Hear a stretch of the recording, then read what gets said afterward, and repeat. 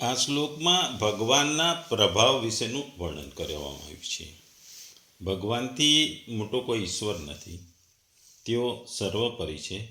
પરંતુ જે અજ્ઞાની મનુષ્યો છે તેમને સ્વરૂપથી જાણી શકતા નથી કે ઓળખી શકતા નથી.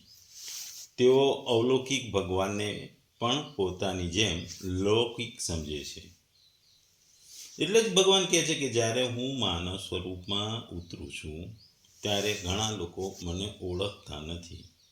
તેઓ મને ઓળખતા નથી અથવા મને ઓળખતા નથી એનું એક કારણ એ છે કે તેઓ તેમની સંવેદનાને સંવેદનશીલતાથી વટાવી નથી અને તેઓ સંવેદનશીલ હોતા નથી.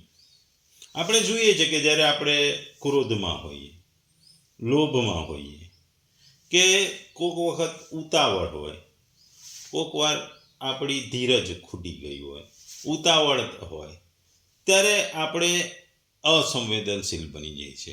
આપણી સંવેદનાઓ જતી રહે છે. એ આપણે આપણા જીવન ઉપરથી જાણીએ છીએ. કારણ કે કોઈ પણ ક્ષણે જ્યારે આપણી ક્રોધ છે, લોભ છે, મોહ છે, માયા છે, અતિશય છે, ઉતાવળતા છે, ત્યારે આપણે કોઈ પણ વસ્તુને ઓળખતા નથી અને કોઈ વસ્તુને આપણે સારી રીતે બોલાતા નહીં અને આપણે ભૂલ કરીએ છીએ. એ ભૂલનું મૂળ કારણ છે સંવેદનશીલ નથી હોતા. કારણ કે એ વખતે લોભ, ક્રોધ, મોહ, માયા, અતિશય, ઉતાવળ, આમાં આપણે સંવેદનશીલતા ખોઈ દઈએ છીએ. ભગવાન એ જ સંવેદનશીલતાની વાત કરે છે કે આપણે એને જ્યારે ભૌતિક સૃષ્ટિમાં ભગવાન જન્મ લે છે, મનુષ્ય અવતારમાં જ્યારે ભગવાન જન્મ લે છે, ત્યારે આપણે આપણા મોહમાં હોઈએ છીએ. આપણે આપણી વસ્તુ ભૌતિક સુખોની પાછળ એટલા મશગુલ હોઈએ છીએ કે આપણા અહમ હોય કે આપણો ઘમંડ હોય એમાં એટલા મશગુલ હોય છે કે આપણે જોડે રહેલા ભગવાનને પણ ઓળખી શકતા નથી. આપણે આગળ કીધું દુર્યોધન, શકુની, એ બધા ઓળખી શક્યા નહોતા કારણ કે એ લોકો ભગવાનને ઓળખવા માંગતા નહોતા. પણ ભીષ્મ, કર્ણ એ ભગવાન કૃષ્ણની દિવ્યતાને ઓળખી ગયા હતા. શિશુપાલ ઓળખી શક્યો નહોતો કારણ કે એને પણ ભગવાનને ઓળખી શક્યો નહોતો. એટલે આપણે પોતે ઓળખી શકતા નથી. એટલે માટે એના કારણે આપણને આ વસ્તુ થાય છે.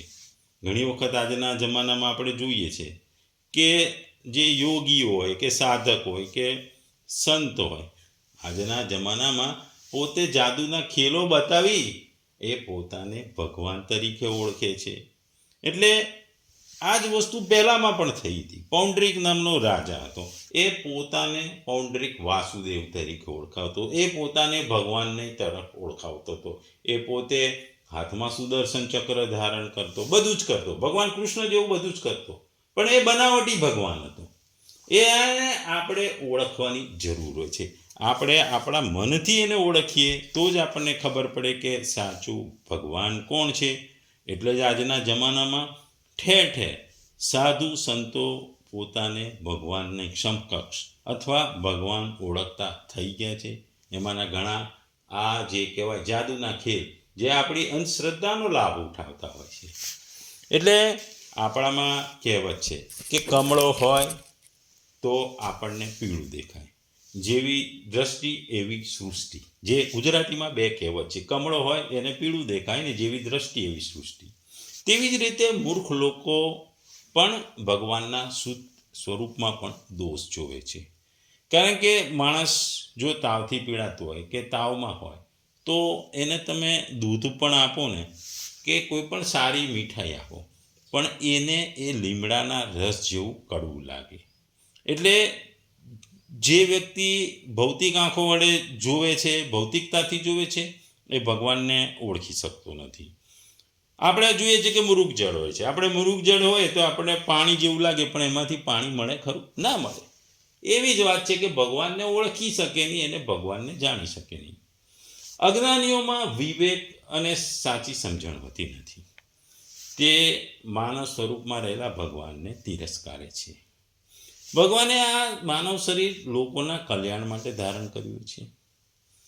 આ મૂર્ખ લોકોને ભગવાનના અસ્તિત્વનું જ્ઞાન નથી હતું. મહાન ઈશ્વર, પરમાત્મા, સર્વ પ્રાણીઓના અંતરાત્મા ભગવાન છે તેમ એવું જાણતા નથી. ભગવાન સનાતન, સ્વયં પ્રકાશિત, સર્વજ્ઞ, શુદ્ધ, સદૈવ મુક્ત, અમર અને જ્ઞાની અને બધાનો આત્મા છે. છતાં આ મૂર્ખ લોકો સામાન્ય શરીરમાં રહેલા ભગવાનને કદી માનતા નથી, એમને અવગણના કરે છે. તેઓ ભગવાનને ઓળખી શકતા નથી. ભગવાન તો વિશ્વમાં વ્યાપ્ત છે, અંતર્ગત છે, અંતઃપ્રવિષ્ટ છે. આ જગત, શરીર, મન, પ્રાણ અને ઇન્દ્રિયો એ ભગવાન પર આધાર છે. છતાં ભગવાન નથી એવું કહેનારા કેટલાક લોકો છે. એ લોકો પમાર એટલે કે પામર અજ્ઞાનીઓ છે. કારણ કે આવા વ્યક્તિઓ તમને ચૌરે અને ચૌટે જોવા મળશે. કારણ કે એમની અજ્ઞાનતા એમના આંખના પડદા તરીકે આવે છે. એમને કશું દેખાતું નથી. આપણે જોઈએ છે કે મોતિયાબિંદ હોય તો આપણને ધૂંધળું દેખાય. એવી જ રીતે જેને અજ્ઞાનતાનો પડદો હોય એને કશું સાચું દેખાય નહીં. પરમાત્મા તમામ જીવોના નિયંત્રક છે. તે ભગવાન છે, ઈશ્વર છે. છતાં એમનો કોઈ જન્મ નથી, એમનું કોઈ મરણ નથી. ખબર હોવા છતાં જ્યારે મનુષ્ય રૂપમાં આવે છે ત્યારે ભ્રમિત લોકો તેમને અવગણે છે. કેટલાક લોકોને પોતાના પદનું, પોતાની સંપત્તિનું અભિમાન હોય છે અને તેઓ આ ભગવાન સાથે પણ દુર્વ્યવહાર કરે છે. પરંતુ જે આધ્યાત્મિક અભ્યાસમાં રોકાયેલા છે તેઓએ સામાન્ય લોકો દ્વારા વ્યક્ત કરવામાં આવેલા ખોટા વિચારો અને અભિપ્રાયો વિશે હંમેશા સાવચેત રહેવું જોઈએ. કારણ કે આધ્યાત્મિકમાં અભ્યાસમાં રોકાયેલો માણસ પોતે અંતરથી ભગવાનને ઓળખી શકે છે, પોતાની સાધના અને જ્ઞાનથી ભગવાનને જાણી શકે છે, ભગવાનને પહેચાની શકે છે. ટૂંકમાં આ શ્લોક ભગવાને કહે છે કે ઈશ્વર અર્થાત નિયંતાનો અનેક છે. એક ઈશ્વર બીજાથી વધુ મહાન જણાય છે.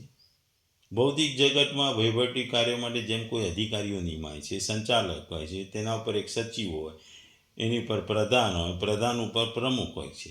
આમ દરેક વસ્તુનું નિયંત્રક હોય છે, પરંતુ તેમાંનો એક બીજા વડે નિયંત્રિત રહે છે.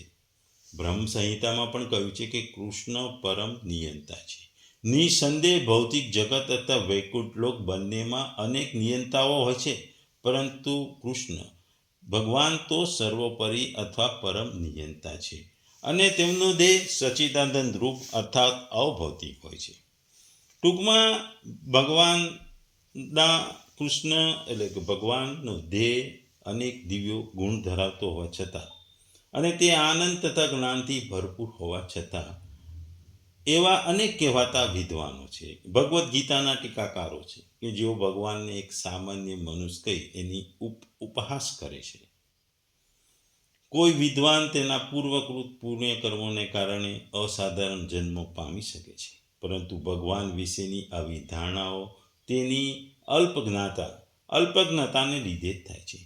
તેટલે જ તે મૂળ કહેવાય છે. કારણ કે મૂર્ખ લોકો જ કૃષ્ણ એટલે કે ભગવાનને સામાન્ય માણસ માને છે. આવા મૂર્ખ લોકો પરમેશ્વરના ગૂઢ કર્મો તથા તેમની વિભિન્ન શક્તિઓથી પરિચિત હોતા નથી. તેથી તેઓ ભગવાનને સાધારણ મનુષ્ય માને છે. તેઓ જાણતા નથી કે ભગવાનનો દેવ પૂર્ણ જ્ઞાન અને એક આનંદનું પ્રતીક છે. તેઓ અસ્તિત્વ ધરાવતી દરેક વસ્તુના સ્વામી છે. તેઓ કોઈ પણ મુક્તિ આપી શકે છે, પ્રદાન કરી શકે છે. તેઓ ભગવાનના અનેક દિવ્ય ગુણોને જાણતા નથી, ભગવાનને ઓળખી પણ શકતા નથી. તેથી તેઓ ભગવાનની ઉપહાસ કરે છે. આ મૂર્ખો જાણતા નથી કે આ ભૌતિક જગતમાં પૂર્ણ પરમેશ્વરનું પ્રાગટ્ય તેમની પોતાની અંતરક શક્તિથી નું એક પ્રગટીકરણ છે. તેઓ જ ભૌતિક શક્તિના સ્વામી છે.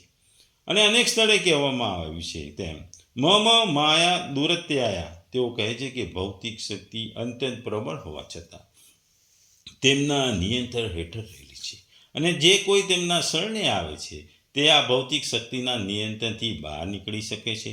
જો ભગવાનને શરણાગત થયેલો જીવ ભૌતિક માયાના પ્રભાવથી બહાર નીકળી શકે તો પછી સંપૂર્ણ દ્રશ્ય જગતનું સર્જન, પાલન અને સહાન કરનારા પરમેશ્વર આપણા જેવું ભૌતિક શરીર કેવી રીતે ના ધરાવી શકે? માટે ભગવાન વિષયક આવી ધારણા રાખવી એ મોટામાં મોટી મૂર્ખામી છે. મૂર્ખ મનુષ્યો અલબત્ત સમજી શકતા નથી કે કે સાધારણ મનુષ્યની જેમ પ્રગટ થનાર ભગવાન સમગ્ર અણુ પરમાણુ તથા વિરાટ બ્રહ્માંડના નિયંતા કેવી રીતે હોઈ શકે? ભૃતમ અને સૂક્ષ્મતમ એમની કલ્પના શક્તિની બહારની વાત છે. તેથી તેઓ વિચારી પણ શકતા નથી કે મનુષ્ય જેવું રૂપ એક સમયે અનંત અને સૂક્ષ્મતમ કેવી રીતે વશમાં રાખી શકે? તેઓ અનંત અને શાંતનું નિયંત્રણ કેવી રીતે કરી શકે?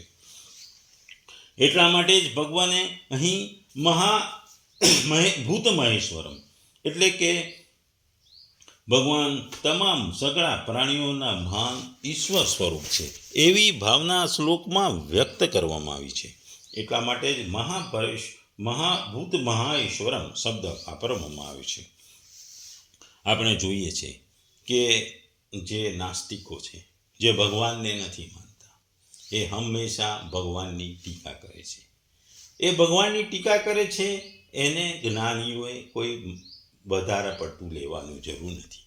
કારણ કે જે નાસ્તિક છે એ ભગવાનને જાણી શકતા નથી, એ ભગવાનને ઓળખી શકતા નથી, ભગવાનના કર્મોને પણ જાણી શકતા નથી.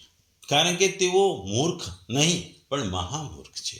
એટલે એ મહામૂર્ખોને પણ આપણે નાસ્તિક કહી શકીએ. કારણ કે તેઓને ભગવાન વિશેનું જ્ઞાન હોતું નથી, ભગવાનની લીલાઓ માયાઓ વિશે એમને જ્ઞાન હોતું નથી. તેઓ પોતે પૃથ્વી પર જન્મ્યા, મનુષ્ય અવતાર લીધો એટલે તેઓ પોતે એમ જ માને છે કે પોતે જ મહાન છે, પોતે જ પોતાના દાતા છે, પોતે જ પોતાના તારણહાર છે, કરતા છે, વર્તા છે, સંભવ. એટલે આ જે અજ્ઞાનતા છે એ અજ્ઞાનતા એમને આ નાસ્તિકતાના પાથ તરફ લઈ જાય છે. ટૂંકમાં આ શ્લોકમાં ભગવાન એ મહામૂર્ખોની વાત કરે છે કે જે ભગવાન પૃથ્વી પર એટલે કે મનુષ્ય અવતારમાં આવે છે અને પૃથ્વી પર લોકોના ભલાઈ માટે આવે છે અને લોકોની જે અધર્મનો નાશ કરવા માટે આવે છે, છતાં તેઓ ઓળખી શકતા નથી. એ વાત આ શ્લોકમાં કહી છે.